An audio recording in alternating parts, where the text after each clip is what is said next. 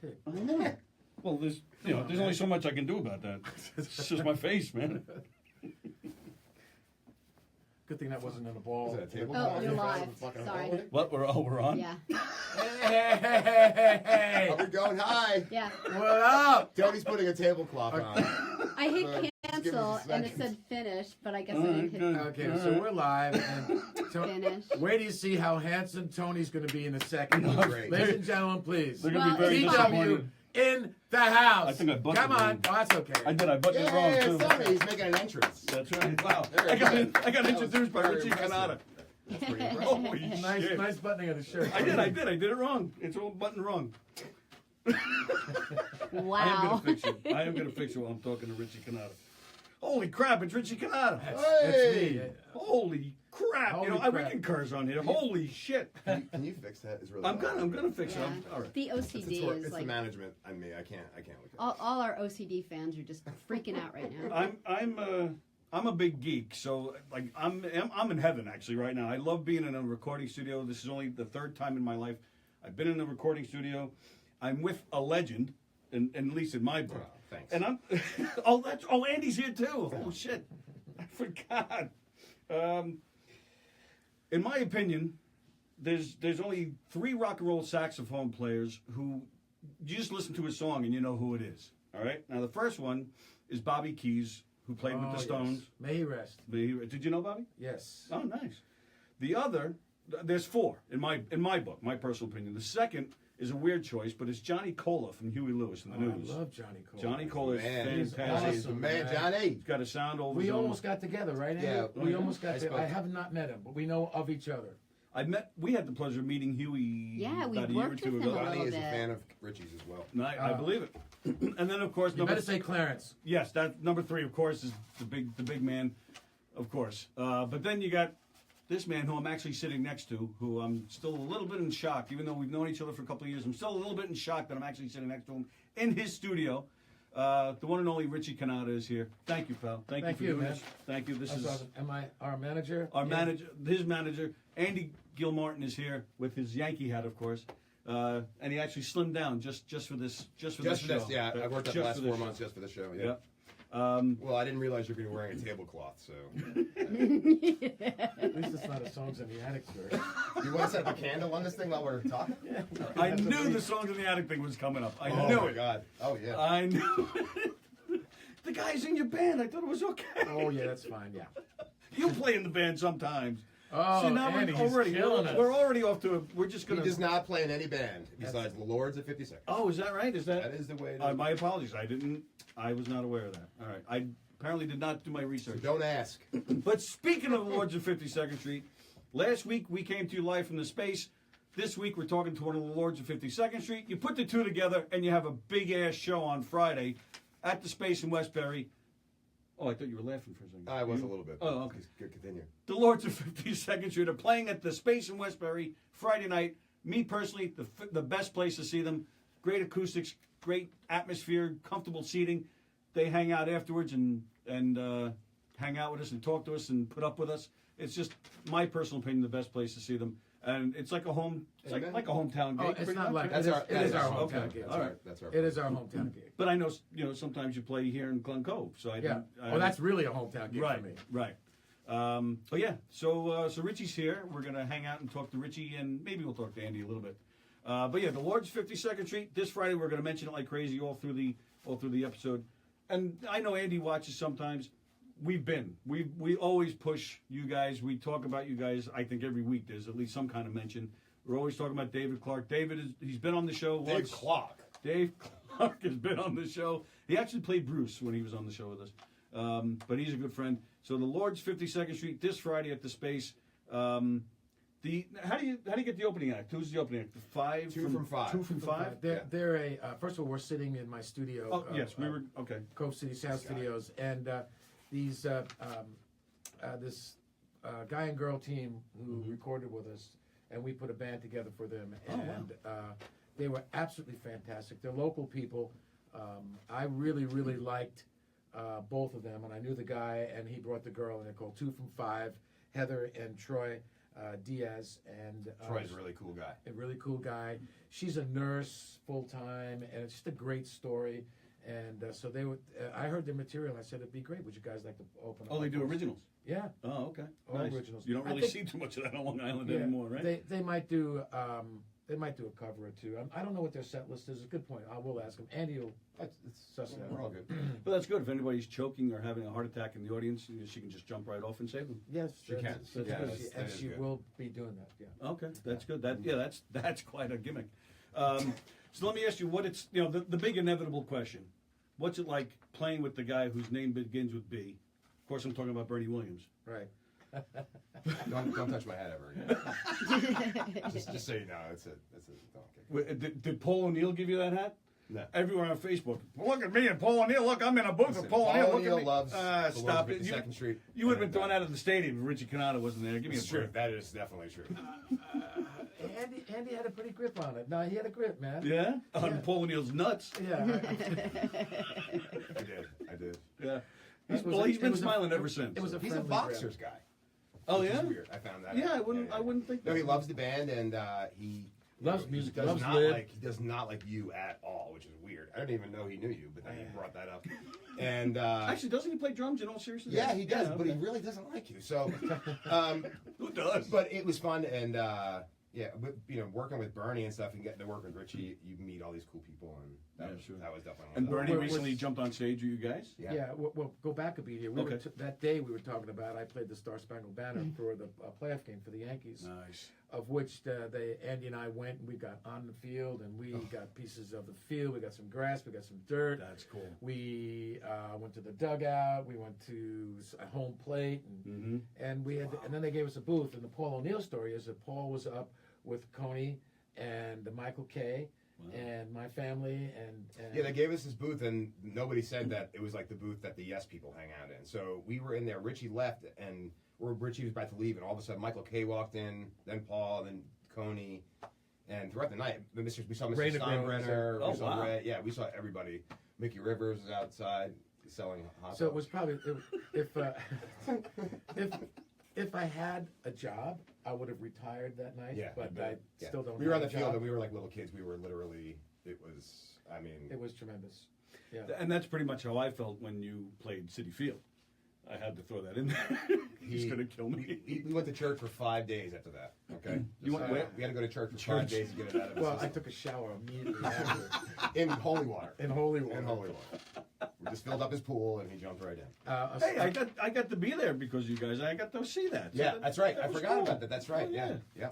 But what you guys, I did play City Field, Yeah. but the Yankees were playing the Mets. That's why I was really there. Oh, was it a Met Yankee game? Yes. No, the day that we went, we No, gave him the it- tickets. no, it wasn't a I- Yankee because we were down in the back, and we met. Remember, we met. Who owns the team? Or what's his name? Wilpon? He was walking the dog when we were leaving. It was a different day. Walking the dog. He had a dog. He was walking through No, the back, that backstage. that day of that I the- played, it was Yankee because I spoke to Girardi that day. You played City twice. Oh. Yeah. I doesn't even You remember. played City a while ago, and then you played City last year. Oh. Or was it last year? It was 2 right years at the ago. end of the yeah. Yeah. And that's when we saw. It was Sandy Alderson. That's what we saw. He was just walking a dog, which was weird. I don't remember.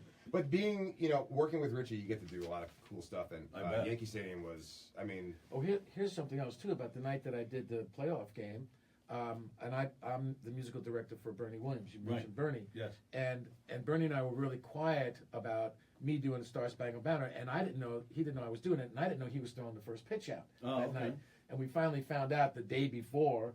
And he threw the first pitch out the night that I did the Star Spangled Banner. And he came up and he gave me the ball. He signed it and gave me the ball. just the best guy. In the I mean, world. come on. Yeah.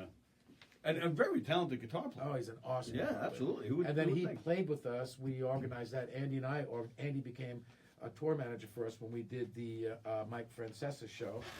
Oh, and okay. and he helped me put the band together and do that whole show. And so for the Ridgefield Playhouse show, we organized Bernie to come up and play with us, and it was really great. Yeah. The best quote I ever heard about Bernie Williams was Liberty said to me at the Ridgefield show. He said, I went to the dressing room and he said, he's really nice. And I was like, yeah, I told you he's really cool. He's like, no, he's a Yankee. He doesn't have to be nice to anyone. And I was like, yeah. And he was like, that's so true. And I thought about it. But Bernie's just like, it's like talking to anybody. It's so cool and he's so nice. And It's great for actually, him to and come. that's true because as Met fans, and we're we're losers. We admit that. We have no problem with that. I met Ed Kranepool out of all places at a Sheryl Crow concert. And I don't know what he was doing there. Was he selling popcorn? No, I swear to you, I went up to him. It was John Mayer had opened up. Dude, I would love to meet Ed Kranepool. The guy's a legend. So. Well, right. Well, that's what happened. John Mayer opened, so in between acts, I walked up to him. He was sitting just a few rows away from me, and I went up to him. I said, Mr. Kranepool, it's a pleasure to meet you. And he was shocked. He knew who I was. But then he said to me, would you like my autograph? Which I did. I laughed right in his face. But I took it. I have a Sheryl Crow ticket signed by Ed Kranepool. I would love to meet Ed Kranepool. Yeah, no. Oh, yeah. Awesome. He's definitely a Mets legend. Okay, now. Wait, before you go Sure. on, real quick, we got to talk about all this baseball stuff.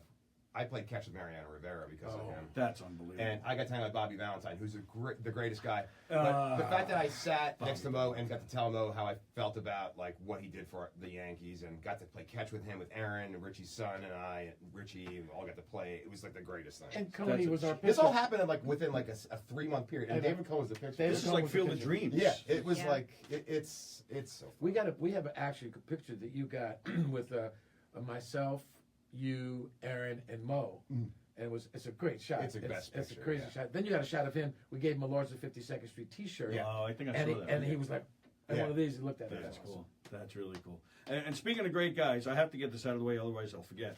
How great is your FedEx guy? Right? Why? Mark is he's a friend of mine. Oh, really? Yeah. Oh, so he lied to me. He told me that you guys had a whole big conversation about me. That's what he told me. Mark, you lied to me, Mark. No, he's right. No, Mark is right. We did have a talk. The good cover. Yeah. No, it's not a cover. You know why? You know He why wants his mail. you know why I held off on it?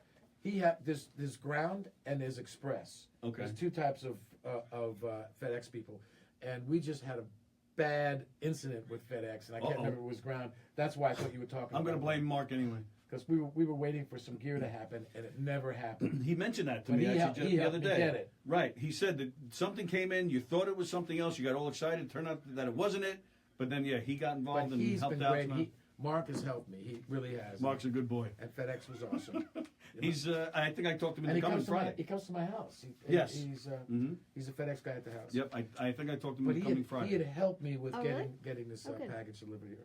Oh, okay. Yeah, he's a good boy. And I had to mention it was him. a piece of gear. Don't turn around, but it's right behind you. It was a piece of gear that's right behind you that we got FedEx. Well, I will turn around actually because we're going to show off all this beautiful console here because we're in this great studio, Cove City Sound Studios in Glen Cove. This is Richie's studio. It's been here how long? 35 years. 35 years.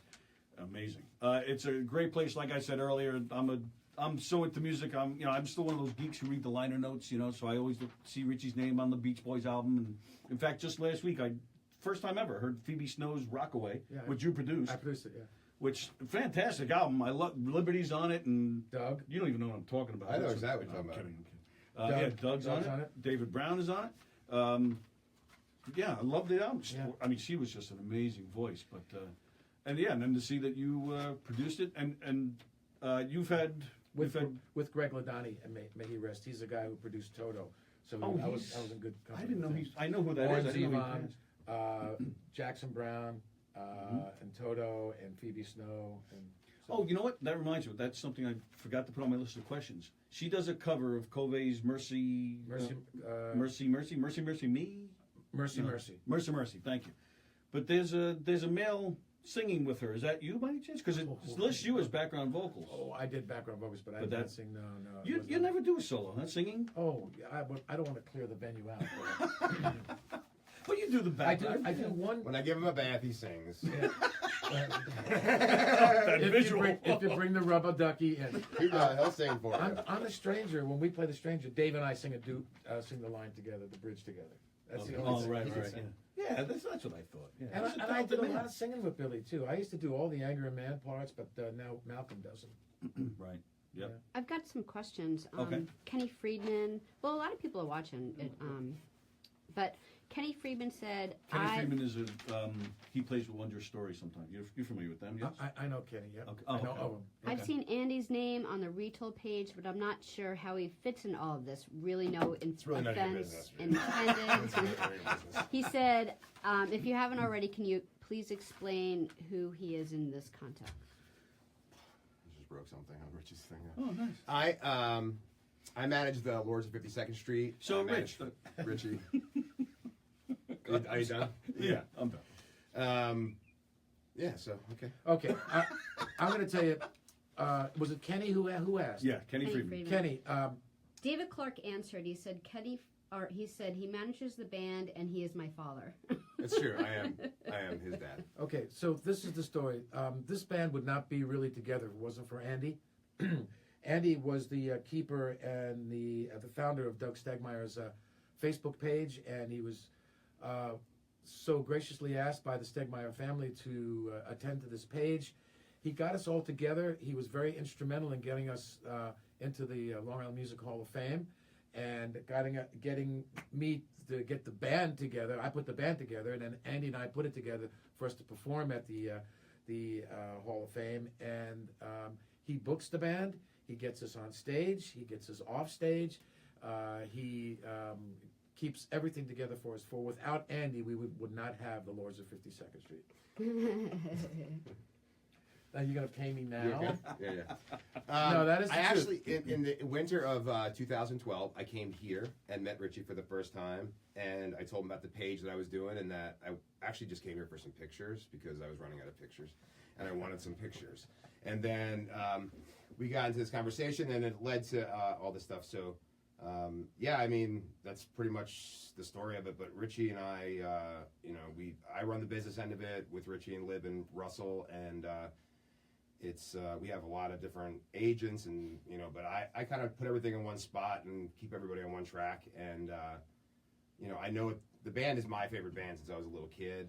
This is it's like growing up in the 60s and managing the Beatles now. It's like it's a big deal, and it's my dream. I was always in music management, but to be able to do this and work with him and Lib and Russell and the rest of the band is just, it's the coolest thing in the world. And I was just a fan that had a background in music management and got real lucky, and so I'm very lucky and very thankful.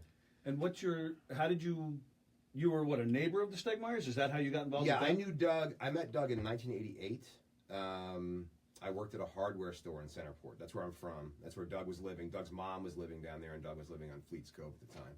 So I met Doug. He used to come into the store, and it was a big deal because I had posters of him on my wall before I met him and him. So this was purely coincidental. and You when just walked in one day, and you were it like, was holy always shit. legend. My brother would see Billy and Lib and Doug fishing down at Huntington Beach, and Billy would ride his bike in Centerport because of the hills. He loved the hills. So, like, he was a big part of the area, and everybody would see him, and you'd leave him alone and things like that. But Doug was just really nice to me, and I always was amazed that there was this rock star guy that was a big deal to me, that was super cool. So, in 2012 or whatever, I started looking in the paper at that class for the Long Island Music Hall of Fame, and I noticed in the previous classes it didn't say anything about Billy was in there in 2006, I think it was. But Rich, Lib, Doug, Russell, they were not involved in it at all, and I couldn't believe that. This is Long Island. What? Yeah, who else would be? Who else would be? Yeah, who else would be on the put all these list other if they people were? in before you put these guys in? That didn't make any sense to me. I couldn't figure out.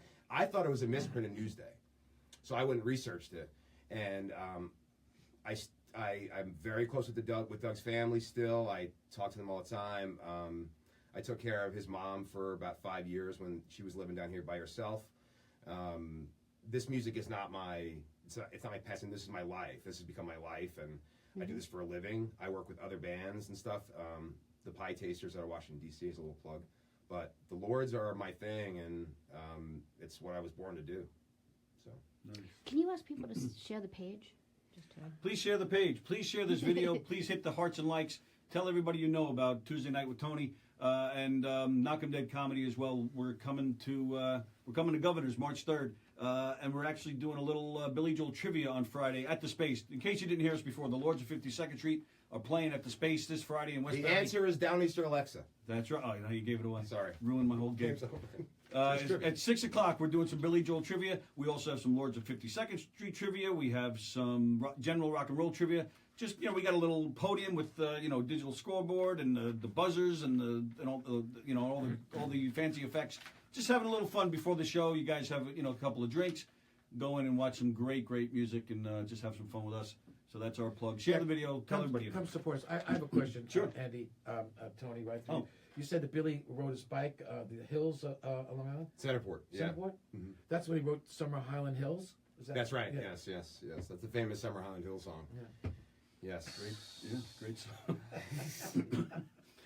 No, is that true? Did he really ride his bike? Yeah. Really? Yep. That's Yeah. awesome. See, I just learned something too. Nice. So, Well, but definitely come and see us on Friday. It's quite a representation of the music that everybody loves. Well, and- Centerport also is Sparks is like down the street. Oh, So that's right. Billy's. That was like the hangout. Yeah. Huntington Village, Centerport are right next to each other. So that was Doug lived there. Lived in Northport.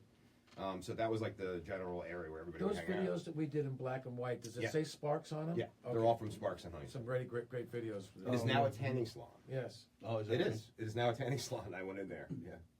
Wow. So you're like, speaking of the retold page that Kenny was asking about, you're like Stutz. You just check out the old No, that was like locations. 3 years ago when I was. Stutz I is a didn't have freak. A lot of time on my hands. Stutz. Mike is the best. Mike Stutz is the best. Mike was actually super helpful in getting us going with the Music Hall of Fame, and if it wasn't for the completely retold page and those folks, we got a lot of support from them. And Yeah, Those they're guys good. are They're great. good. but by the Elizabeth, way. Elizabeth The retold- Weber, The retold people are awesome. Tom Needham and Elizabeth Weber, and there was a lot of people that were really instrumental in it.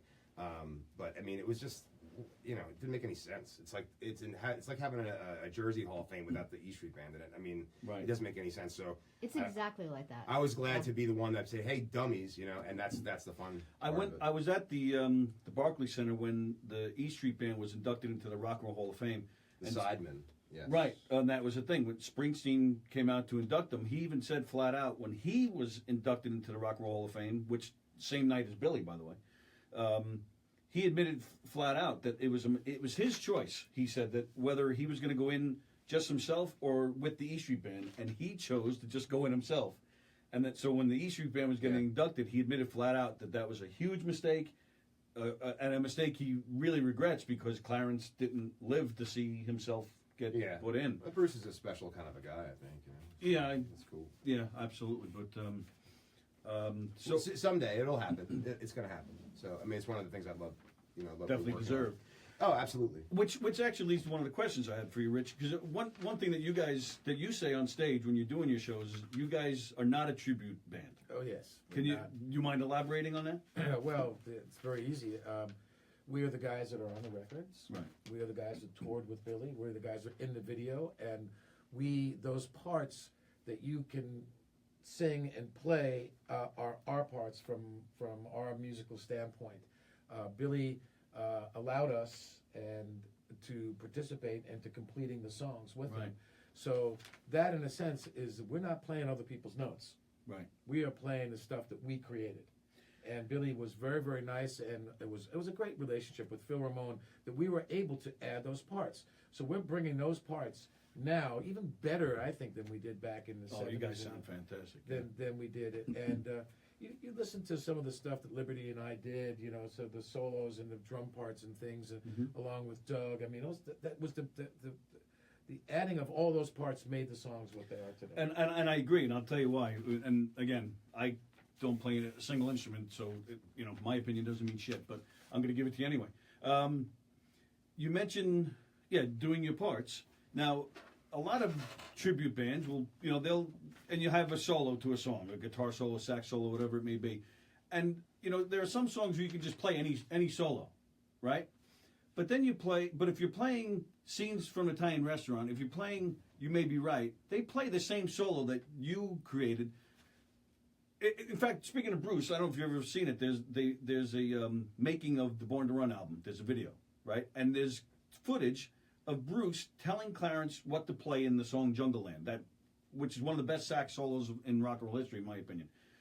Bruce is standing there telling him what to play. He's humming it out for him.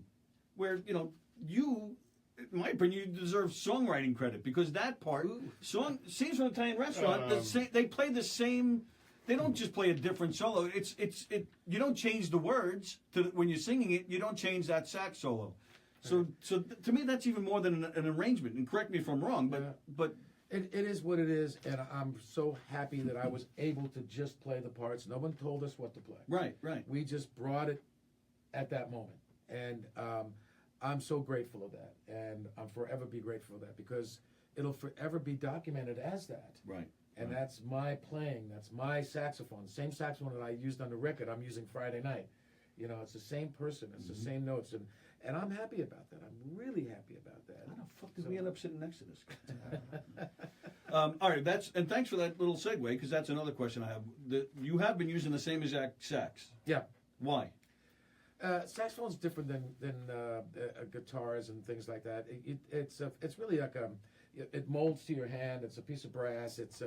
It gets better as it gets older. Really? I think violin players will stay with wooden violin players would there are plastic violins, but they'll stay with their violin, their instrument forever. And woodwind players will stay with their instrument. Oh, it just I gets didn't know better. Rich and I are very How long close. have you had but, your saxophone? I've had it for Like it's not the one you had in high school.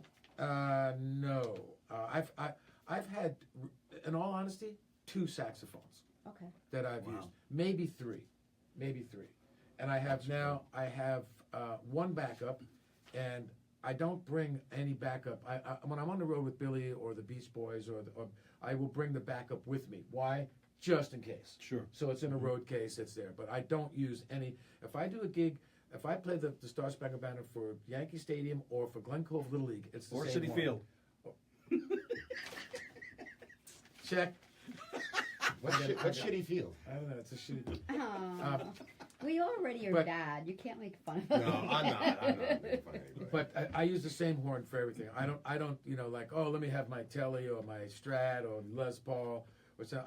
I use the same horn all the time. It's just what it is. I'm also a victim of habit. And here's something Sure. too. If there's any sax players listening, I've only had 2 mouthpieces in my whole career. No way. And, Wow. and yeah, and one when I first started out, and the one I use now. And if you open up my sax case, which is right outside this door, I have both mouthpieces with me all the time. Yes, he does. All the time. The very first one I played on in high school, and when I first started out, to the one I use now. Jeez, that's incredible. And the one that I used in high school is one that got made a lot of the Billy Joel records too. So I just stay, if it works, if it's not broke, what is the metaphor?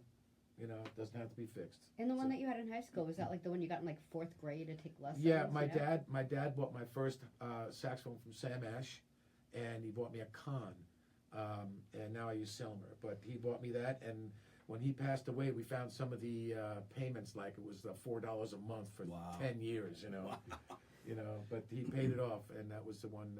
And that being said, my dad then continued to buy every single one of my instruments.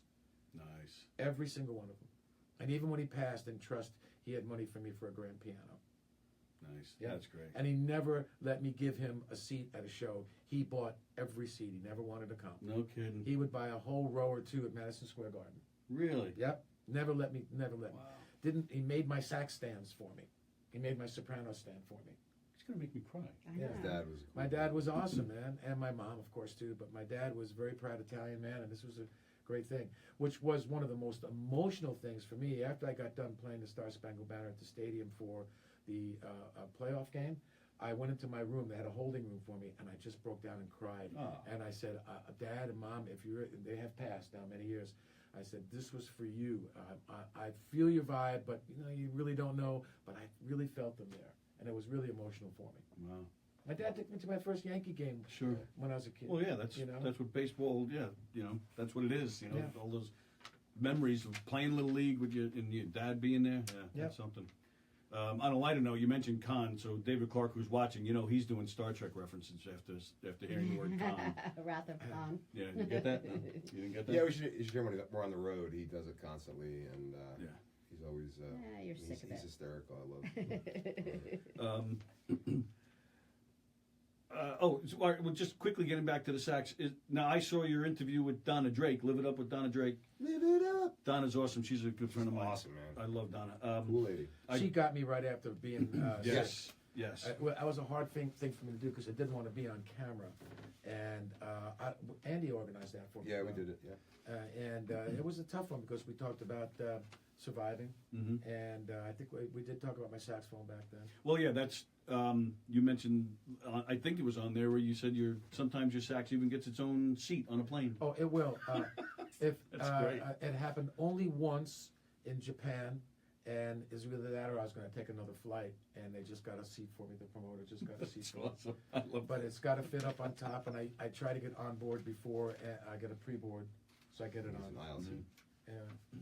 So it's important. I mean, I'm serious about what I do. Oh, sure. I'm really serious about and, this whole thing. and then the guy packs up his own gear at the end of the show. He's worked in giant venues across the country, and he likes to make sure his stuff is put away the way it's put away. And that's people always ask me, what's he doing? Don't you have crew? And I'm like, yeah, we have crew, but this is what he does, and it makes him happy, and that's good. I think so. Think about it for a second. My instrument has been on over 150 million records sold. Okay, Yeah. Do I want some Yeah. stage hand, with all due respect, grabbing that thing? First of all, it's very, very fragile. You could bend it if you hold. Oh, really? Yeah. Oh my God. Oh, I always thought they were heavy. I have no idea. It is heavy. They are It weighs heavy, 30 but- pounds or so. But the pads and how it covers. If you grab it the wrong way, you can bend it. Oh, okay. I'm not gonna. And at the end of the show, people, you got to get out, move, got to do meet and greets or whatever. I'm gonna break down. And even with Billy and with Beach Boys, anybody I played with, I always break down my instruments. Wow. That's like Hard Day's Night. When the guy from working the TV studio, he starts hitting Ringo's drum, the cymbal. Ringo gets all mad. No, Yeah. you with me on that? No. Yeah. No, I am. I totally Yeah, don't touch understand this that. one. Yeah, don't. Well, that's what totally Ringo under- says. Don't touch it. I don't. I totally Don't understand. touch me that, on. Just like that. Just like it, right? It was amazing. Wow, I thought Exactly. Ringo was sitting there. Yeah, he is. Did I just hear Ringo? Yeah. You ever work here? You ever record here? No. You've had some great people here. Yeah. Jennifer Lopez, Mariah Carey, Celine Dion, Cheap Trick, and the list Billy. goes. Billy. Ray Charles. Ray Charles. We were looking at some pictures before Ray Charles. He showed me a piano that Ray Charles played on. It's mind blowing, man. It's mind blowing stuff. A Dream Theater is a big client of ours. Yeah, and they're huge because they're a Long Island band. Yeah, that's amazing to me. That's really amazing to me. Now, all right. So you mentioned going on Donna's show. Can we talk about that? Or? Sure. Yeah, you sure? Yeah. We don't have to. But that was actually how we kind of got acquainted. Because we have some memories of some stories with the Big C, both of us affected our legs, and we're both happy that we're still here to talk about it. Walking and talking. And you seem to be moving better than ever. Yeah, I have been really blessed. And when I was diagnosed with cancer, you don't know. When the doctor says to you, you're sitting on the examination table, and they go, "Tony, Richie, you got cancer." You go, "No, it's not me. You got the wrong room." But it was a reality for me. Absolutely. And it took me out. I had these Everything tumors. stops. Your Yeah. whole world, everything. I had Yeah. these tumors on my spine, and it turned into lymphoma. And if it wasn't for the doctors and nurses and my wife and my sister-in-law, who and my son, and they were very supportive, and also this gentleman here was very, very supportive of me, and my advocates got me healthy. The mental aspect Yeah. is so important. And I got the neuropathy thing, and I was paralyzed, and I worked way through. And I think Donna's show, I was still very fragile and Yeah. walking around. And I didn't want to talk about it until I knew that I was through the woods and I'm cancer free. I'm not in remission. I'm cancer free. It's not happening. And I'm out there, and I still I did physical therapy today. I'm still have this thing, a new word for a saxophone player, neuropathy. I have nerve damage on my legs, but they're working, and it's all good. And how are you feeling? I'm great, man. If you need any help with legs, I'm here for you. Yeah, but same thing. Not in remission, totally cancer free. So, yeah, and honestly, and we need to spread the word, because Andy, you saw me when I was sick and stuff, and you go, "Wow, is it going to ever happen?" But if there 25 years ago, a lot of our diseases that we've got Absolutely. would be death sentences for us all. Yeah. And I strongly believe that it starts here. It starts with your friends and your family and your advocates to keep you going. And there are treatments, whether they're barbaric or not. But I'm an example of the success of beating the disease, and you are too. absolutely. And I was just in a hospital yesterday. I visited Mo. Mo's. Oh, you did? Yeah, Okay. we went there, and it was weird. There was a lady that was next to her that was a cancer patient, and I talked to her. And you need to spread the word. And there's ways to get better, but it starts with here and your advocates, your family, and stay the course, and you'll get better. Get better, Mo. Yeah, all the best to you, Mo. She's awesome. She's Yeah. walking. She's going home tomorrow. Oh, today. Today she went home. Yeah, I think I saw that on Facebook. Yeah, she's today. on. She's watching. She's watching? Good. Mhm. Yeah, good. a lot of retolders are watching. Cool. And that says a lot about you that you take the time to go see somebody like Mo. We went twice. Mo is awesome. Mo has been bringing me flowers, since 2006. But I got busted. She would bring me flowers to all the Billy Joel concerts and stuff, and I would take them and bring them home and give them to my wife and say, "Honey, I brought you flowers." Until she met Mo one day, and then we got. Good idea, though. Yeah. So we went to the hospital and we brought Mo flowers yesterday, Sunday. That's great. And yeah, and I agree. Spreading the word, and I do that too sometimes. I'll the guys that make this, for me, they'll reach out to me if someone's facing that or having issues. I'll go and sit and talk to them, and it makes a difference. And it even helps. It helps me. I give you so much credit for what you've done. It's amazing, Tony. I can't even tell you how much credit and respect I give to you. And I there was a great with the Olympics on. I'm very competitive with sports. There's a commercial. I don't know if you've seen the girl, but she has a prosthetic, and and it's the theme of the commercial is I can and I can't, right? And you don't want to say I can't. You want to say I can. So she's looking down at her leg and she can't move her legs because I can't do it. So they put a virtual reality thing on her and they gave her legs walking on a beach. She goes, I can, and she starts walking with this prosthetic, and it's awesome, man. Yeah, it really is. It awesome. really is, and I give you amazing credit for that. Thank you, Rich. Thank you. That's very nice. Yeah. Wow. Yeah, man. Wow. I don't know where we're going. Yeah. Well, you are. That's You're why I know really, I have my you're fault. really great This is that reality way. TV. Like This if is someone's reality, sick or man. something, Yeah. like we'll hear someone is in the hospital and doesn't feel well, and everyone else would be like, "Oh, we'll call," and he'll grab his jacket and go to the hospital. He does it all the time. Yeah, I have done that, and it's I'm still not over being in the hospital for 6 months, and I just know it too well, and it weirded me out going to see Yeah. Mo a little bit, but She's home, by the way. oh great, Okay, good. great. Good. Yeah, I still get that way with my kids. I mean, I did my chemo in 2002 and 3, and I had to go every other week, and I had to stay there for a week. So I had to, my kids were 1 and 2 at the time, so they weren't coming. They weren't gonna come be around that or be a part of that. And so even to this day, saying goodbye to them, even sometimes it was just for a few hours. I'm like, fuck, I can't leave these kids now. But yeah, so it's still understand. Yeah. Stays with you. It stays with you a little I bit. understand. It gets easier as time goes on. But I'm still fresh. I'm 2 years clean. Right. But it's amazing that we're alive and God gave us a second chance. And now I'm giving this music back again. Right. That was the landscape of so many people's lives. And here, Liberty and I and Russ and Andy have put this thing together with Dave Clark. It's amazing that we can do that. And I get a lot of people that are very grateful that we are doing this. Now, Russell is also a survivor. I did not know that. Yes. Do you know his story? Yeah. Yeah. Why don't you tell a I little don't bit? wanna- Well, if you want to know. But Yeah, Russell's a survivor, and he's had an issue in his family as well. So, but it's a very important thing for us to talk about. And I mean, this is my best friend. This is not like a job that I talk to Richie like 5 times a day, and it was hard when he got sick, but he's doing good. And we're killing it, I mean, man. we had planned to do the band before, and then he got sick, and then it was crazy. But I mean, I thank God every day for him. So it's so fun. We were booking. We were had- 7 or 8 shows in. I had to cancel everything, but it didn't matter at the time. I didn't care. I mean, Which was amazing. All the people out there gave me such Suffolk support. Theater, Dan at Suffolk Theater, Theater. Jeff at the Space. There was a lot of Jeff at people the that Space. stood by us, and after Richie got better, they were the first ones to call me and ask, "When can we book you?" And so it's cool. It's really amazing. Right, and I would think that's even part of your healing process too. Coming back to play these songs that you haven't played in Oh my 30 God, years. Yeah, Is yeah. it? It was a longer time for me than Russ and Right. Lib. I had left. I did this place, had a family, and I went off and played with so many different people. Right. But for me to come back and play this now, I in all honesty, I was in other bands and I had played this music before. I Right. played with the Lords before Okay. we created the Lords.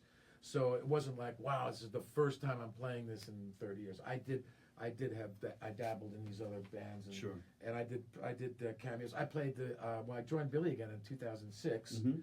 and then I did the Millennium Show in Right. 2000. Which So- I just saw the video of that. Did you see that was posted on YouTube? Yeah. So I had played it, but we are so digging in. Liberty is insanely good.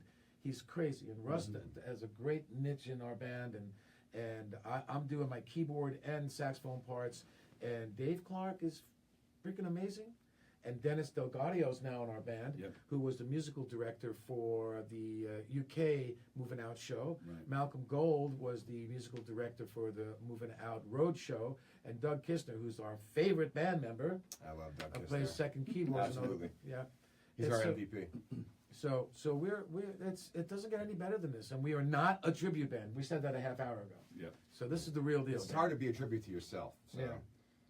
It's fun. How did you guys decide on the band? You know, I did. Richie. I did. You just It wasn't like I could just say, Lib, we're doing this. And it took a little while, and it no, took, I don't mean Lib and Russ. I mean picking Oh, that's the Billy musician. Joel seat, Yeah, the that's- keyboard. I mean, who else would you ask? I Yeah. picked everybody. So you knew who these guys were. Oh yeah. I knew everybody, and it was just He actually knew in the first conversation, when I had a conversation with him about it, and that Lib and Russell were on board, he gave me names, and I think maybe he gave me 8 names, and maybe 5 of them or 4 of them were actually in our band. So like he knew who he wanted right away. And when you want a musician, this is the guy. Oh sure.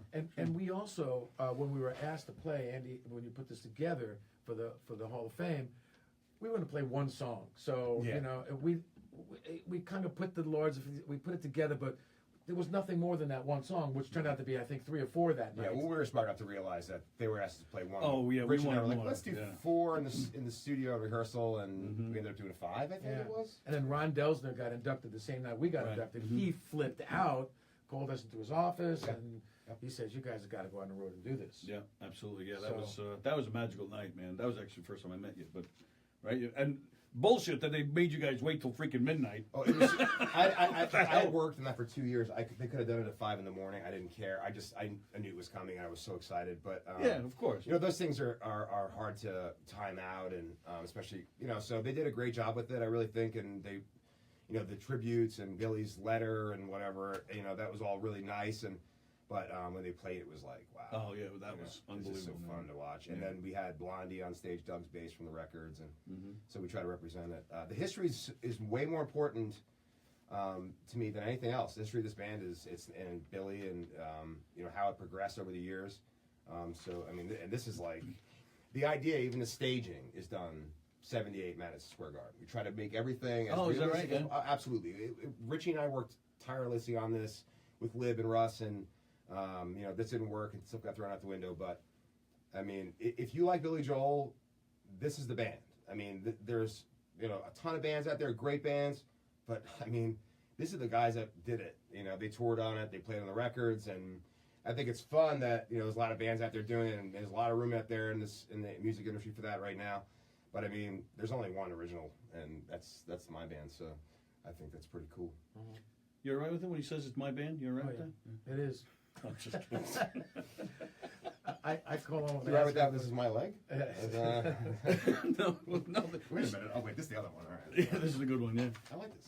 You like this? Actually, and I'm not going to drop my pants, but right here it says Mets. Woohoo! I've seen it. I have seen a picture. Oh, you of it have? on Yeah. Facebook, Yeah, those Pretty are our cool. private moments. Yeah. Did they charge you? Did you get a discount because it said Mets on it, or It was actually. $60 off? I found it behind the place in the dumpster. So I Yeah, just- we Cool. know it's not going to work much, but Oh, That thing is amazing. got very chilly in here all of a sudden. You know, actually, no, I was. it's okay. That's I what, was looking that's what to. Mets fans go through. I was looking to change it. I was actually. Why? I've only had Mets since I've had a leg. Oh, you've had a different Mets one. I've had different Mets Oh, ones, I but it's didn't always been Mets. So what do you buy the leg and then you have somebody paint it for you? You take a picture or a piece of cloth or anything, and you give it to them, and they Silk screen it on. yeah, right, it's that's exactly it, amazing. yeah. Yeah, but it's all the same. The guys that they do the whole thing. But these are custom made. It's And not like it's one just size here, fits not all. down on the ankle. It's just here where this is where my stump goes in. So this is where my leg Okay, ends. So that's awesome. this shell. So I call it my tattoo. Did you show Ed Kranepool? I might have. Hold on, Ed. Let me just give you a second. I did that with Mookie. Dude. I would love And Mookie Mookie's. Wilson, man. Oh, you know what? My best story, my favorite story. I was on the field at a Ducks game. with my son. We were there for some Cub Scout bullshit, and Cub Scout bullshit. And Gary Carter was managing. Yeah, wee blows. He was a wee blow. We below the Scoutmaster. Okay. So, Too bad I don't have that dump button. Finally, with Derek Derby takes a whole new meaning. Quit playing with your wood in there. so I'm on the field with my son, and Gary Carter's managing the Ducks, and I had shorts on, and we're on the field to hold the flag for the national anthem, so it's seconds before game time. But I had shorts on. I make eye contact with Gary Carter, and I lift it up. So he sees the Mets. He comes running out. I mean, the game's going to start. He comes running out. He's grabbing the pants. He's lifting it so he can look at it, shaking my hand, talking. We took a whole bunch of pictures. I think we actually, God's honest truth, I think we actually delayed the game for about 5 minutes. Gary Carter came to me. Such a cool guy. Gary Carter was the Yeah. best. He was the best. He died of cancer. Yeah. He Not a died survivor. he died of lung cancer, right? Or brain cancer? Brain, I believe. Him and Lenny Dykstra were, I mean, those guys were in the 80s. You know during the All-Star game they go stand up for cancer. Yes. Stand up to cancer. I think Stand it is. up to cancer, yeah. And you're supposed to put somebody's name on it or something. Right, yep. And I'm not sure who he caught for, but was Ron it Darling. Ron Darling. My said, catcher. Yep, that's right. Was that not awesome? Yeah. Absolutely. Yeah, Gary Carter was. He was like top. one of the most liked people. People Yep. still talking about him. Like, it's I had the pleasure of meeting him Bobby 4 Mercer. times. Bobby Mercer, great right. Bobby Mercer, yeah. Yep. Wow. Let's talk about. All right, let's Okay. let's All right, let's before we do go- this. All right, so yeah, you mentioned that you've played with a bunch of other bands. Yeah. The Beach Boys and Tommy Shaw, Elton John. Elton John, White Snake. White Snake. We're not going to talk about that. Oh. No. He had the hair, Yeah, he the was- mullet. yeah, he was- So what's it like for a musician after they have such a steady gig with a guy like Billy Joel? What's it like to how hard is it to get yourself out there to let, say, a Beach Boys band, let them know that you're available? Was that hard to do, or? It wasn't hard for me. I got the calls. This is the first time I've ever had a manager with him. Really? I got the calls. People would call me.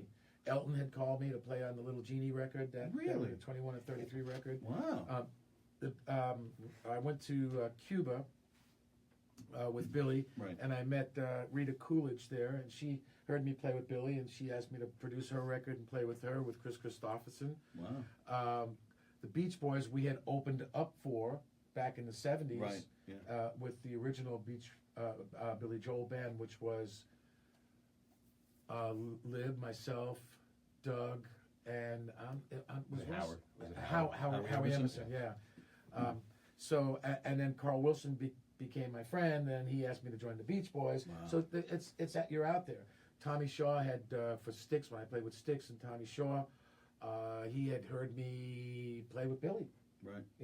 There's a giant period of time in between Glass Houses finishing and when he decided to write the Nylon Curtain and do that. So this guy, if you know him at all, he will not sit still for 5 minutes. So he just goes. So he'll go. He wanted to work, so that's what Okay. he went and did. And that's the story of that whole thing. But I mean, he's always working, constantly with somebody new, and always trying to improve, and always trying to learn something else. I And practice every day to. yeah, I've heard you say I'll call him at midnight, and he'll be like on the phone. I'm just like, this is, it's so cool. And Is that just your way of trying to get that's him off? Like, but wait, he's not playing. He's just going on. Yeah, Tony just farts to get Andy off. Now he just talks to get me off the phone. And that's the end of that Well, conversation. you were also like building the studio too. You weren't just I waiting built the to studio, play. and You were building my this. house This is and amazing. my family, my son, and my most prized possession, my hero, Aaron. great so- singer, by the way. Yeah. Great. Awesome singer. Yeah. Yeah, he's awesome and everything. He's in He's New Orleans awesome at right a lot now of doing a stuff. project. He's so I mean it's my timeline is there's never a lull, and I do things. I do it big as you can see, even getting cancer big. It wasn't just skin cancer. I took it to the end. Almost to the end. It wasn't a hard thing. The transformation was one gig to the next gig, and then I would play on a record for somebody, and then because I was in a recording studio playing a record, I met somebody, and then I would work with them, and then I did a country thing with Charlie Daniels for a long time. Oh, is that right? And then I worked with Roseanne Cash, Right. and Rodney Crowell, and Vince Gill, and Pure Prairie League, and all these great country Great, bands. yeah, I those did good that. bands. I did that for about 5 years. And that's how he got the Billy gig. Lib and Doug had done Meter Leader for Sesame Street, and That's right. Doug's brother Al was the studio was producing the hit with the track. Engineering and producing. Richie came in and did the track, and he said, "Hey, you play keyboards?" And he's like, "My brother's right." My brother. This was a spot for. It was called the Meter, Little Leader, and the Gram. The It was, I Gram, think, right, for Sesame Street or something. Oh, wow. And Doug and Lib had just played on it. I came in the next day, and Al Stegmeyer, Doug's brother, said to me, "Oh, my brother just joined this guy Billy Joel." And I said, "Oh yeah, I know Billy. He was Piano Man." you Right, know. sure. So and I think he had the sophomore record already, the Entertainer record, the Yeah, Street Lights Streetlights Serenade. Serenade. And so he said they're looking for a keyboard player that plays saxophone and sings. And I said, I do all that. And they had another guy there, this English guy, Mark Almond from the Mark Almond from the Mark Almond band, or was it Johnny Almond from the Mark Almond band? And he was doing something with Billy at the time, and I just was the next guy. And I filled in that thing. Then I say this at the gigs all the time. The first song I played for them was New York State of Mind. Right. I played for Billy. That was a song I recorded and played for him. And it just kind of happens that way. And I think you have to be ready. It's like a ball player. Yeah. You're sitting on the bench, but when they go, it's your turn. You got to be ready. You got to grab the bat, and you got to be ready to hit the ball. Sure. Yeah. So you just can't have your horn sitting in a case and going, "Oh, I'll wait for the call." No, you got to be ready. Was it whether it was when you're first joining Billy or after or any time at all? Was there any but that nervousness of God? I hope I get a call soon. Like never worried about money or if that's too personal. But No. because as a performer, I go through that myself. I always did well. I mean, before Billy, when I was 13, I was playing Broadway shows, and then I had my own little wedding band, and I played bowling alleys and. Sure, you just gotta where the gig is. Yeah. Billy came to see me play somewhere on Route 110. I think it might even have been a bowling alley or something. Some ST4, one band played this. I forget what it was, but I always did gigs. I always made money doing it. Yeah. Always Okay. since I've been really young, and so Right. and I'm frugal. I save, I invest, so the money never got in the way. The more money I make gives me the more free time to make music. Sure. And if I make the music right, then I get paid to do it, which gives me more free time to make more music. Sure.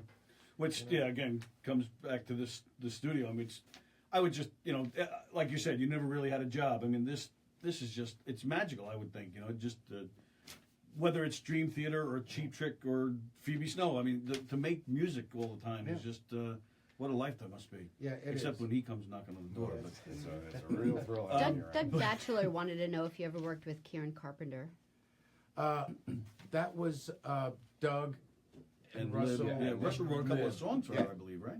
Yeah. Too. I actually I- recorded a couple songs of Russell's. We were doing a record. Who asked that? Doug Batchelor. Doug. Doug. If you're listening, Doug.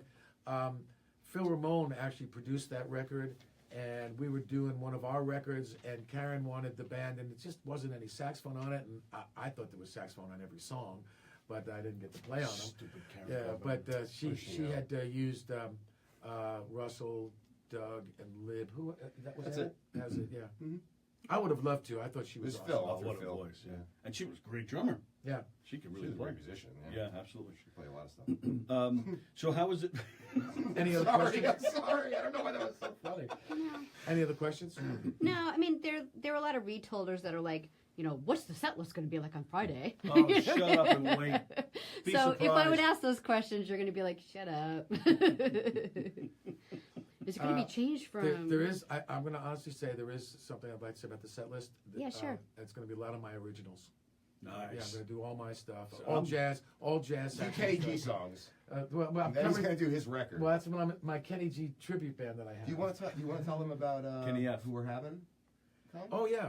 we can talk about that. Can we do that? Yeah, we can talk about that. We are inviting, and she's going to sing with us, the star from Rock of Ages, Carrie St. Louis, and she's an amazing singer, and she's a tremendous Broadway star, and I went to see her at an off-Broadway production, and she's going to sing with us. An exclusive right here. Yeah, and Doc Lou's going to play some accordion. Yep. So it's going to be great. We're really excited about I'm her. getting a lot of questions about David Brown and Bernie Williams. Like, is there anything in the future with them? Nothing with David Brown. Okay. David's up in Gloucester, Massachusetts, and Dave, if you're watching, he's awesome. but we've got the guitar chair filled with Russell and Dennis right now. So we're not going to add another guitar to it because it really wasn't a lot of guitar in the band anyway. It's not a guitar. So to have 3 guitars in the band would be crazy.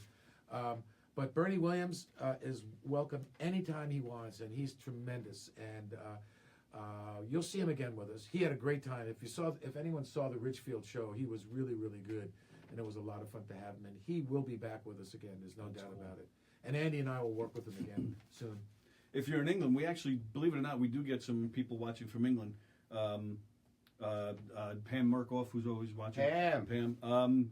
You could catch David Brown. He's going to play with Elio coming up in May. They're going to be doing some shows. So you can catch David there.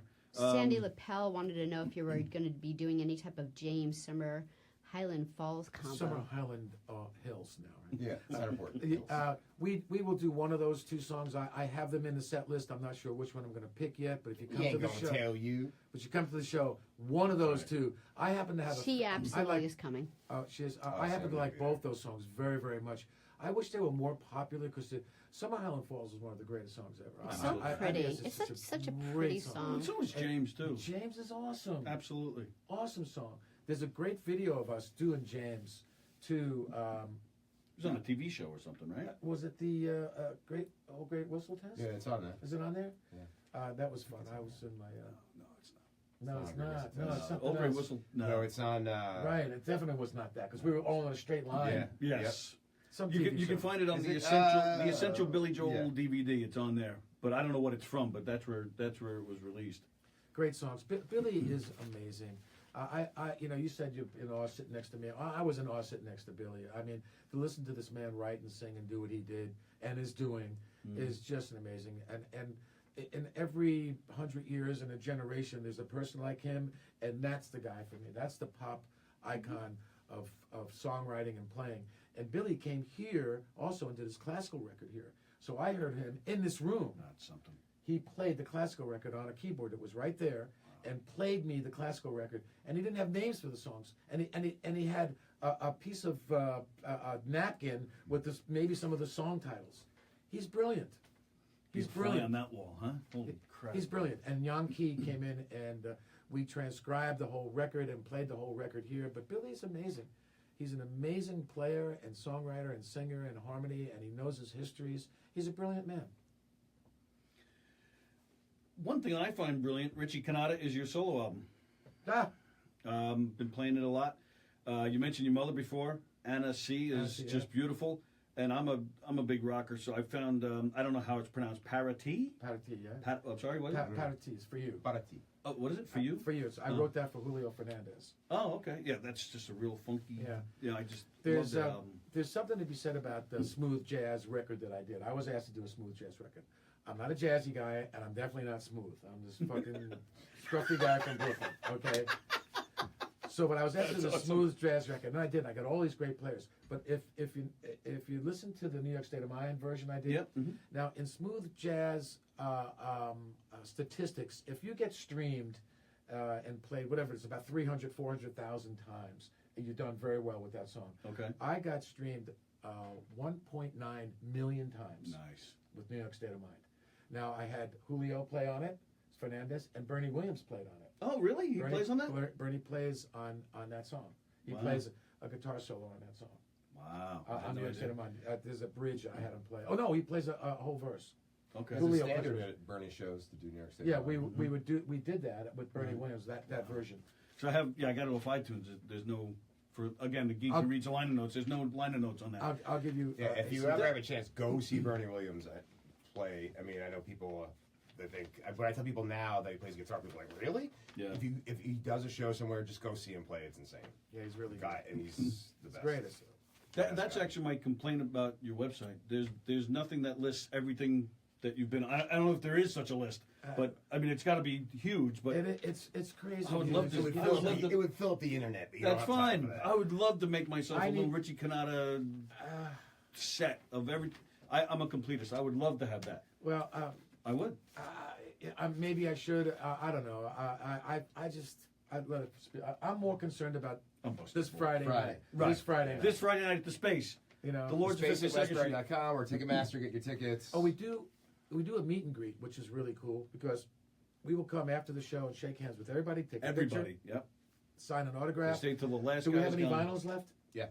We have a this few. vinyl. Yeah, we have a few. That's amazing. We have a few vinyls left of the Stranger record that's a picture disc of which we sign and it's there. And can we talk about the Well, we'll have, merch? yeah, I mean, we're gonna have a special shirt there that was designed for us by Grand Slam Productions, who's helped us with the promotion of the show too. Frank's great. My buddy Frank, Yep. and he's really helped us out. So we'll have a special shirt just for the show. It's a limited number, so get them while you can. Frank's done amazing. Grand Slam Productions has done amazing for us. Yeah, they're good. Thank you, Frank. Man, I can't even tell you the things he's done for us. It's great. Channel 12, Carol Silver, and And Jeff- Jeff Siegel, too. Jeff Siegel, God bless him, he always steps up when we come. We come to that venue. Ashley and everybody at the venue is always great to us. But Jeff is, Jeff was really great to us when we started out, and we had to cancel and go back to it. He was one of those guys that's Cancel because of the weather. because of the Gotta of the throw snow. that- gotta And make that's sure that's another good. amazing thing, we booked that show. Okay, I'm gonna say it now. Okay, 'cause Uh-oh. Jeff's gonna get real mad at me because Jeff and I booked this probably in November, and we both said on the phone. I remember I was sitting in the parking lot at the gym, and I said to him, "It's gonna snow. So what's the difference? What day we pick anyway?" And it's actually we're looking at it. It's gonna be 50 degrees and raining on Friday. yeah, that'd be great. Love it. So come on out. And Jeff Siegel is very high up on the ladder at the space, and it's our home. And he's also the lighting designer. An amazing Lighting Yep. job. So this is our home gig, other than me playing here in Glen Cove. But we have the mayor of Glen Cove is coming, the deputy mayor of Glen Cove is coming, the commissioner, police commissioner of Glen Cove is coming, the mayor of Westbury is coming, Jackie Martlin's coming. Really? No, Jackie- Jackie's not coming. No, I'm just kidding. Jackie Martlin's Joke coming. Man. Wow, Yeah. that's cool. But don't. It's also we What? don't talk I'm about. proud of that. I'm proud of. You should be, yeah. But I'll leave Jackie alone. He comes to the show. No, I'm just saying. Jackie's gonna go. One of the great things about this show is it's for first responders, for our appreciation of first responders. So we It's gonna be something special for police them. and fire as well. So there'll be something special going on. So there's a lot of cool stuff going on. You mentioned Channel 12 just this morning.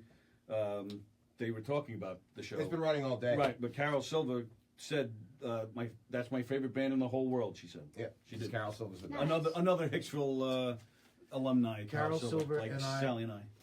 Carol Silver and I go back to WLIR days. Sure. Yeah. She was in the newsroom, and I was a guest DJ with Michael Ross.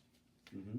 And of course, LIR broke us. Basically, they Yeah, were very, LIR very was supportive huge with Dennis back then, yeah. McNamara and all Yep. the rest of those guys. Yep. And Carol's been a dear friend of ours and my family forever. I can't wait to see her. She always supports the She always does. band, and And I'm gonna text her tonight. Nice. Yeah. All I'll right. send her an email. Quickly, because we're starting to get late. All right, so Lord's 52nd Street this Friday. I know it's been talked about a lot, but where'd the name come from? Phil Ramone gave us that name. We did the 52nd Street record. He came in and said, "Man, you guys are the Lords of 52nd Street," and he made these jackets for us that had a configuration of our logo that we own now. Right. And we had it tweaked. Somebody tweaked it. I don't know. Somebody, but it's the logo. It's the same logo tweaked a little bit. And Right. that came from Phil. And Phil said, "You guys are the Lords of 52nd Street." And we all got these cool baseball kind of jackets. I think That's a there was only great like name. about maybe 7 were made. It was the only thing we could have called it. And when I told him, when I suggested it, I think Lib at first was kind of like, I don't know. And then after Day, it was like, that's what we should call the band. It was a normal. When you said it was just, everybody's trying so hard to find a name for Let's their call tribute it bands. some cheesy name of a song. It's like, that's so, I don't know, that's so cover bandish. And we were, We're not a according to cover Phil band. Ramone, the Lords of 52nd Street. Yeah. And the record was done on 52nd Street, which was called Swing Street back in the day, which was where A&R Studios were, where we did the record. So there's a lot Right. that ties into that. name. Sure. Right. And we own it. We're part of it. We are the Lords. We have a great logo. Andy's been doing great with the merch. Mm-hmm. He'll show you his tattoo of it on his leg too. He's got Yeah, it's, we'll talk about that later. It's on his leg though. At It's least for Not the other X-rated Tony Tuesday night with Tony. We actually have, which I haven't. Steamy Saturday nights with Tony. Yeah. We actually haven't posted yet, but Jeff actually he put on one of your songs when we were with him last week, and he did a little example of his lighting light genius Yeah. What did he play? Angry Young Man? No, only Good Day. Oh, I good. not. But we no, it was interesting. It is good. Oh, I watched I it. I thought thought you it was mean- really cool. You didn't watch it. I didn't post it yet. No, I didn't watch it. People ask me things all the time. I say, yeah, I watched it. I don't know. Jeff is awesome. Jeff is the good. man. Jeff is Jeff great. is awesome. Absolutely funny guy. It's so good to be part of this, and you know we're a bunch of Long Islanders, and we've traveled around the world, and it really happens on Long Island for us. This is a Sure. great time to be alive and to be doing this Oh, music. and also I want to say on March 10th, we're playing at the Ike in Hanover, Pennsylvania. And then we're heading to Florida at the end of the month. Oh, nice. The 24th, we are in Tampa, Clearwater with Three Dog Night. On Sunday, we're in Wow. Jacksonville with Three Dog Night, which That's is a the good show. 25th. And then the It's actually 28th. it's one dog. I was The about to ask 28th, that. yeah, pretty much. The 28th, we're back in West Palm at Duncan Theater, and then we're in Bunnell, Florida, which One is dog Palm and two State. puppies. And then we're back in Tampa the following Friday night before we fly home on Saturday. So Nice. The upstaters are a little angry and want to know when you're going to be coming up there. Where- Upstate New York. we, July. I have to. I'll put the dates up soon. I haven't got a final contract yet, but end of July. Okay. Is Melissa watching? No, I haven't seen Melissa, but Oh, she could be. I I might have missed it. upstate. No, it was actually You mean like Buffalo upstate, or Yeah, this is going to be at the end of July. yeah? Okay. We're coming up there. We're spreading out. We're going to be Lori everywhere. Collado. Yeah, Lori came to the North horse County, racing North gig Country. thing we did. She comes to the space, doesn't she? Yeah, Lori's she come comes- down. She comes Yeah. down. Yeah, Yep. yeah. She's very cool. But Melissa has that great show up there in What's Syracuse. Syracuse. What's Yeah. the horse racing place that we played? Pumps Syracuse. or No, Saratoga. Saratoga Springs. That's where she lives. So that's Yeah, where- Saratoga Springs. Saratoga. That was a fun little thing outside with. We're playing on the United States side of the border. At the end, then we're playing. I don't have to look at a schedule, but it's close to Albany, and that'll be at the end of July. So I think it's Scotia? Is it near Scotia? No, we played it last year. That Street Fest we did last year. Oh, it was fun. Yeah, That was fun. we're doing that again.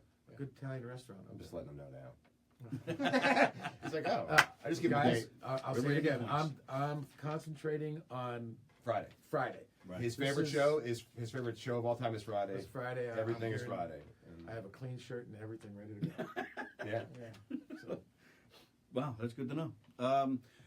So, all right, but not to take away from Friday. Can I ask about Monday nights? oh yeah, sure. And then we'll probably wrap it up at that point. But Monday night, again, like Andy said, I don't, I'm not an idol at all. And for the past 25 years, I've done my Monday night jam, which started out in the China Club. It went to the Cutting Room. It went to Decade. It went to one other club, and now it's at the bitter end for the past 10 years. Every Monday night, we start about midnight. I play till 4 o'clock in the morning, and I invite anyone who wants to sing and play with me. Now, the Piano Society, I don't know if you know what that is. No. There's a Piano Society that's coming. They're coming in March again, and all these people that want to play Billy Joel songs, all these Yeah. piano players, they want to play with me, so they're coming. We do. It's an amazing night. You sign up. I have a great band, my jam band. It's a totally different band. yes, Totally different band. Jim Moran, right? Jim Moran and Kevin Burgandy and Benny Harrison and Julio Fernandez and George Panos and Frosty Lawson. Frosty. Frosty's awesome. It's really great. If you really want to play, and I let everybody get up. I don't leave until everybody plays for me on a Monday night. Sleep? Does that ever?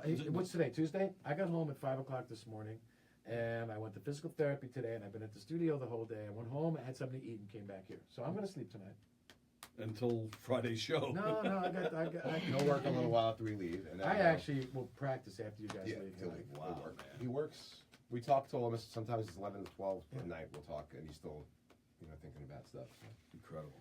I just love what I do, and I mean, it's how just- fun would it be to be Richie Cannata? Nah, you don't want to be me. You don't So want to it's, be me. would you want to sleep if you were him? So Nah, you don't want to be me. All right.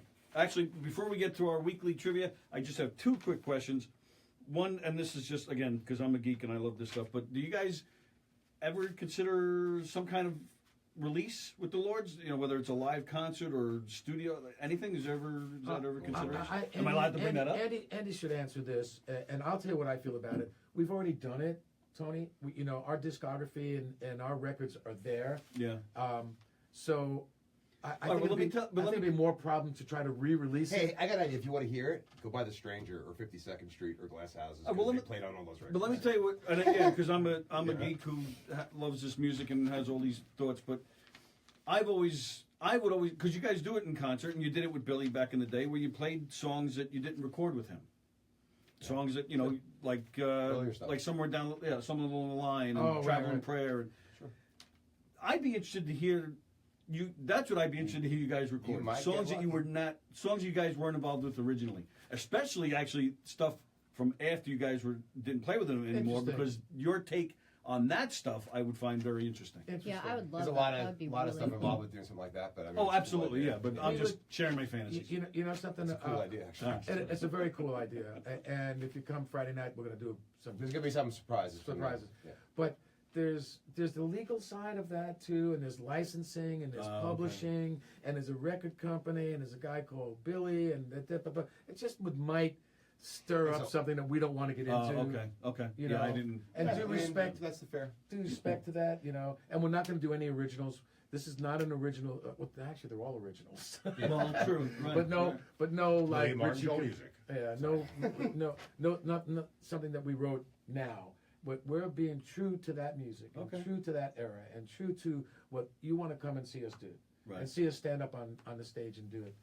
You know. Oh, and not that this really doesn't really fall in line with it, but talking about staying true to that music, I think it was the first time you played the Space, which was, I think, your first February gig. 2016. When you guys played Everybody Has a Dream, I mean, I personally had just said goosebumps, man. That was just unbelievable. That was a great call. That show was 3 months in the making. Like, I mean, we do the show Friday. The shows are, we don't, with these shows, especially the Space, you know, there's a lot of thought and work that goes into it, meetings, and it's not like you just call up a venue and say, okay, we're coming, and here's how much money you owe me, I want to check, and this is what time we're loading. It's not like that at all. Andy and I went to the First Baptist Church, if that's correct, in Westbury.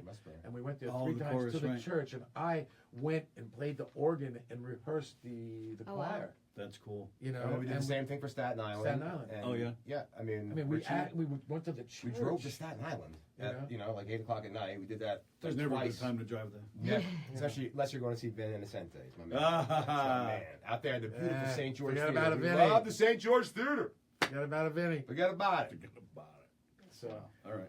so to answer that question, it would be great, but we are I could. It's already been proven. We Like, just we want to No, get, you're right. the Yeah, show. absolutely, We want to sure. get the show on the road a little further west and a little further south too. So, I mean, California, there's a lot of that's stuff where you that gotta go. there's a lot of places that I love. And that's another thing I love. People. Rich, my favorite. That's right. Richie's got to get out. There's a lot of things that go into a show, and there's a lot of stuff involving scheduling. And I love everybody's.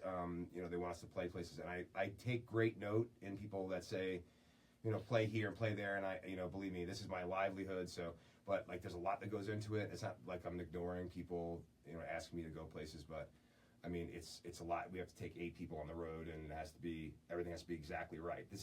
We didn't go on the road and just do it for peanuts. We didn't go on the road and do it half-assed. We're doing it the right way. These guys are being treated the way they should be treated, and I'm not going to go on the road and do anything less. So, Amen. That's how we do it, and we're I going to thought keep that's doing why he it. had Danny Martins. I thought he just like broke kneecaps or something. Who's Danny Martins? Who's Danny Martins? Danny Martins is my boy, bro. Are you kidding me? We're going to see Danny. You hear that? We That's haven't a boy. we haven't seen Danny Martins in a long time because he's got another job. So, but he'll be at the Space on Friday. I'm very excited to see Danny. I haven't seen him in a while. He's probably about this big now. I know, yeah. Every time we see him, he looks less and less. He looks great. And then when he shaves, then he looks like he's 12 for crying yeah, out I loud. know. And he's 58. You know that? Is he really? I read his checks out. Yeah, he's 58. Yeah. No, he just busted him, bro. Danny's like 24. 22 years old. But he's another one, and he's a guy that deserves credit because, you know, when we Because he stayed out of jail. He got out of jail. When we started this, he was, you know, everybody offers to help you, and you know, Danny always he would drive our gear, and we were in his van, and you know, We took it to Danny. Florida. We you know, Danny was the people like everybody gives you the great applause, and if you ever need anything, Danny actually did it. Hey, we carried an amp or two out once or twice, didn't we, Sally? Yes, we did. We Yeah, carried we did. amps. Yeah. No, you guys are always great, but I mean, Danny was a big part of that whole band, so you know, shout out to him. Absolutely. Much respect. Absolutely. Okay. So now the big question, this is what we'll end with before I trivia. The big question. Friday night, how exciting is it to have Knockem Comedy there doing some trivia I love with you guys? Holy shit, Rich. Holy shit. It is. Very well. He's like, what the fuck are you talking about? I have trivia questions about you, pal. We are very excited. Richie to have, Cannata trivia questions. Liberty, Russell, Richie, and I are very excited to have Knockem Comedy do. Thanks for that answer. Thanks. Sure. And We love Knockem Dead, and you guys are going to do some cool trivia and have some fun. This is So be- come this early is- and come this is drink in at the the bar. lounge? Yeah, we'll be in the lounge Yeah. at 6 o'clock. Oh, So awesome. come on in, have a few drinks, and laugh with us. We're going to do some Billy Joel trivia, get bragging rights. Big prize, you get to meet the band.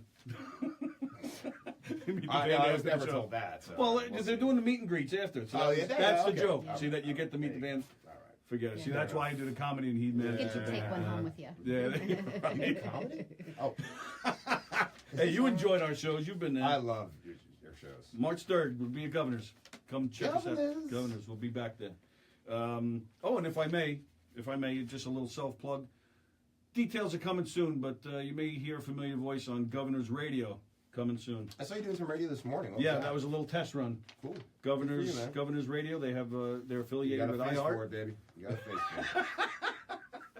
And I won't ask you to come on and be a guest. No, So, Deb, please don't. all right. So, before we wrap it up, like we do every week, we're going to do our random trivia questions. This is where we just come out with any old trivia questions, has nothing to do with anything. We may sneak in some topics that these guys may know about. They can answer. They don't have to answer if they don't want to. You guys throw in your answers.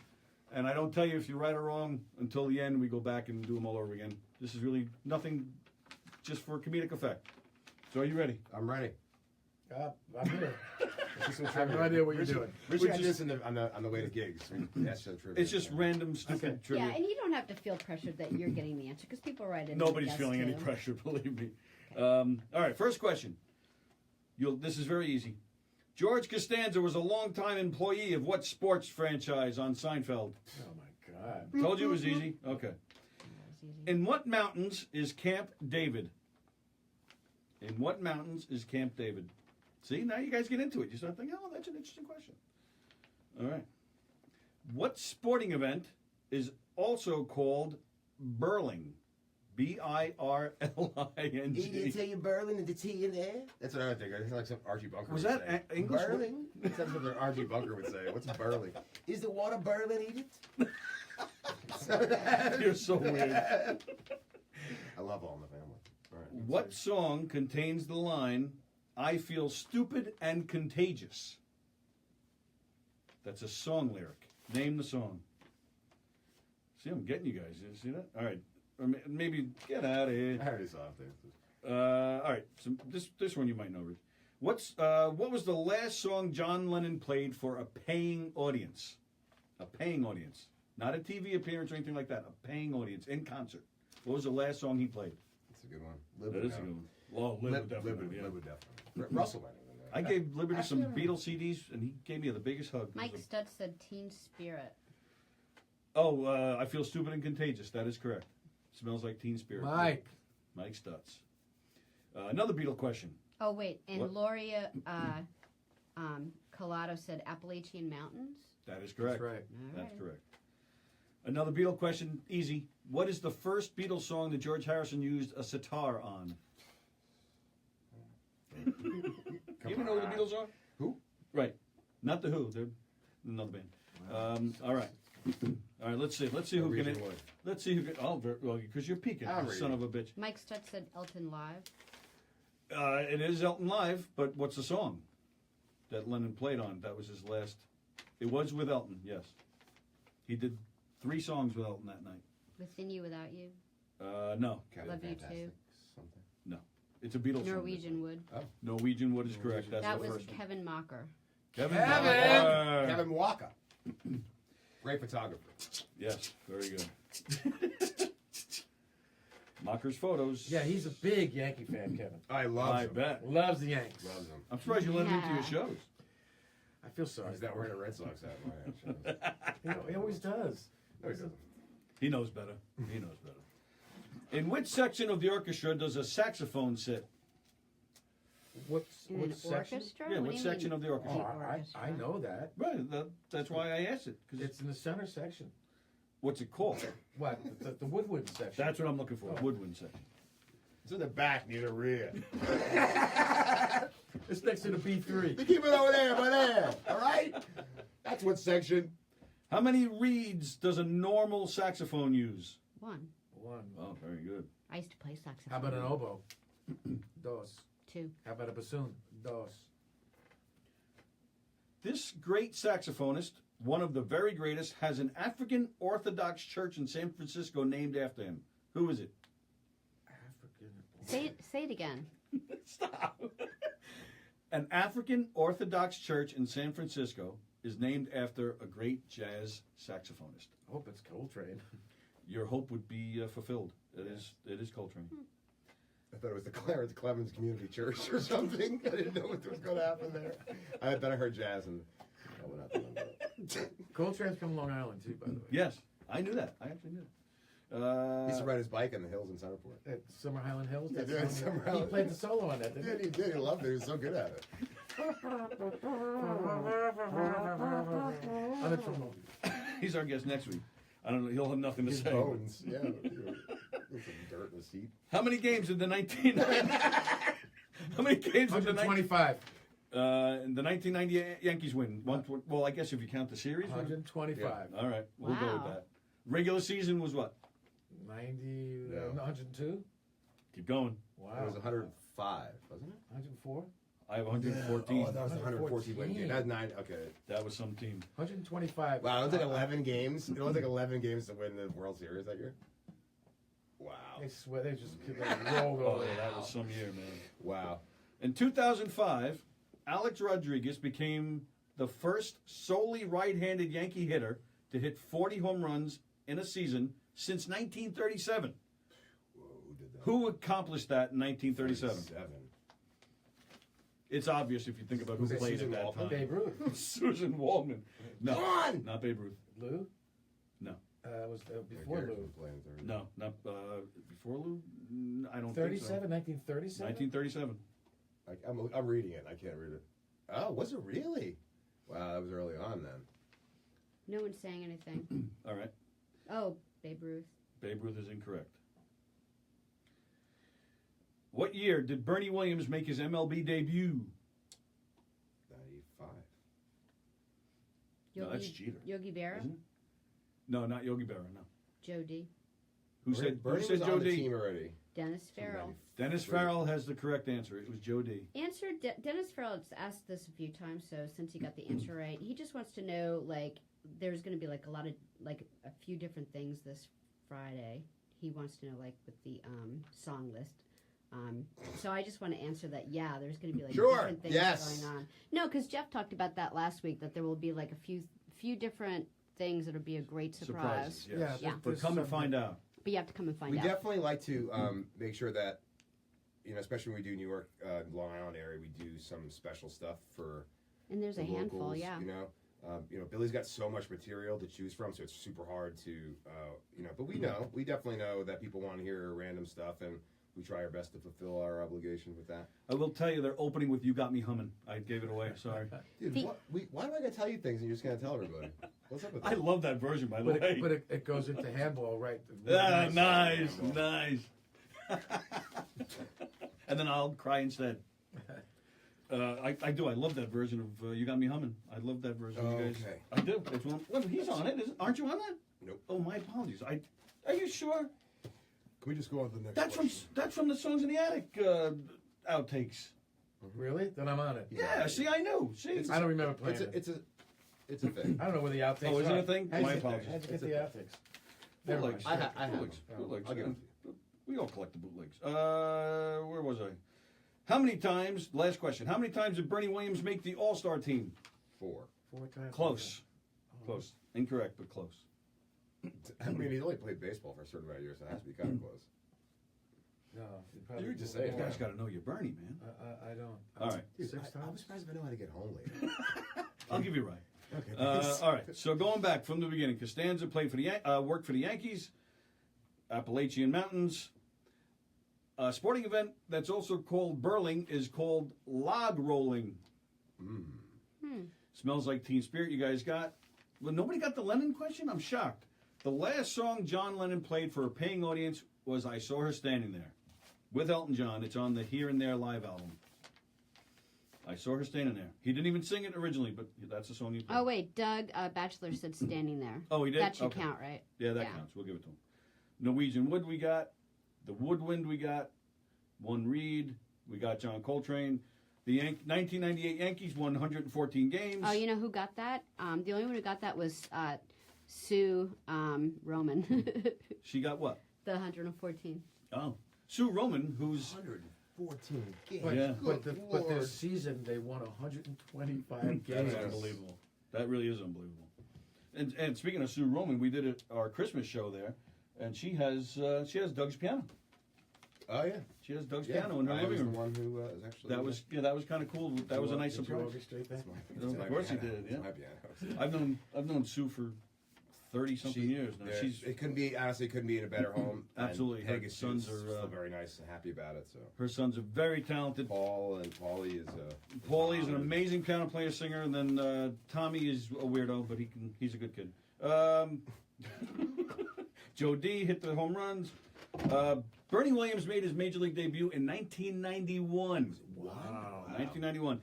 He made the All-Star team 5 times.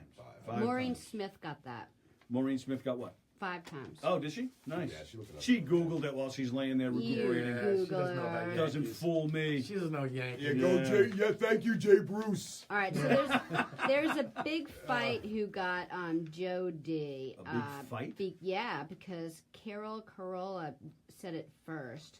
Okay. So she just wants like. All right, credit for thank that. you, Carol. Yeah. Carol, thank you. Carol, you got it. She's awesome. Carol. Are you flying Yeah. down, Carol? I know Carol was thinking about flying down on Yes, she Friday. was. Yep, She's so not. hopefully she's not. No, I don't think so. What the fuck? Yeah, but, yeah. All right. Well done, job Dave. Yeah. This is Andy Gilmartin. Thank you, This buddy. is the one and only Richie Cannata. Thanks, Thank man. you. Only. The one and only. one and only, We too. will see you next week. Don't know who the guest is yet. We had a guest. He canceled today. Guitar so- player for Striper. It was actually the guitar player for Shadow Eden. You know Shadow Eden? Yes, I've heard of them. Seriously? No. No. Is that like Shadow, the guy who was never mind. Was he on Hollywood Squares all the time? Yes, Paul. Fucking Shadow Stevens, you got it. Shadow Stevens and Paul Lind is our guest next week. I know I work with this guy. And Shadow's gonna hit a voice like this. In the Wow. center square. John Davidson was a man. Right? John David. Whoa. That was a big deal back in the 80s. Yeah. That's our show next week. We're playing Hollywood Squares. It's a great idea. So, yeah, it is. So come to the show Friday. Thank you. Friday at the Space, 7:45, the opening act. Tickets available at thespace@westbury.com and Ticketmaster.com. Lords of 52nd Street playing the greatest, I think the greatest theater on Long Island. Come down early, have some fun with us. We'll see you Friday, the Lords 52nd Street. We'll see you then. Thank you. And then we'll Peace see the out. rest of you next Tuesday. Thanks for watching, everybody. Thank you.